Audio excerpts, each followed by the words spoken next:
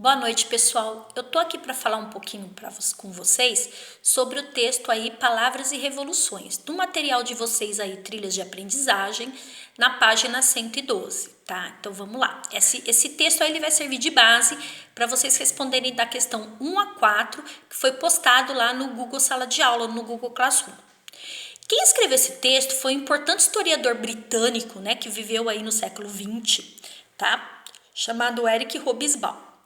Eric Hobsbawm, ele viveu mais precisamente aí entre os anos de 1917 a 2012. Ele escreveu várias obras importantes, mas uma das obras mais importantes do Eric Hobsbawm foi A Era das Revoluções, do qual foi tirado esse trecho aí do texto de vocês aí, ok?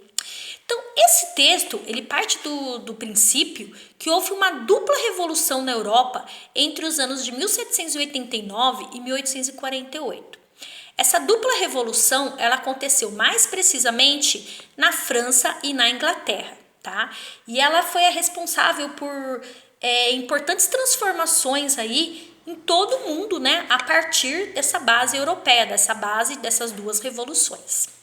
Ele diz também que essas duas revoluções que vão dar sentido, né, aos significados dessas palavras aí do texto, né, que são citadas aí no texto. Industrial, fábrica, classe média, classe trabalhadora, capitalismo, entre outras aí, tá? Então essas palavras elas só existem porque houve essas duas revoluções, tá? E são essas duas revoluções que vão dar sentido a essas palavras que nós utilizamos aí nos dias de hoje, tá?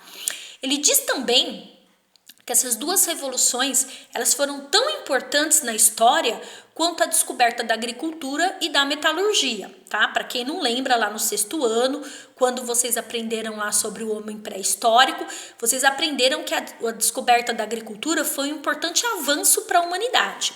A partir da descoberta da agricultura, o homem ele passou a não depender mais diretamente da natureza, ele passou a plantar os seus próprios alimentos, a calcular a quantidade de alimentos que ele precisava e até mesmo estocar esses alimentos aí, conforme a sua necessidade. E a metalurgia, ela surge a partir da manipulação do fogo e do ferro. A partir dessa manipulação, o homem ele começa a construir armas, instrumentos e ferramentas que vão ajudar muito no trabalho do dia a dia do homem, tá? Então o texto ele fala basicamente sobre isso.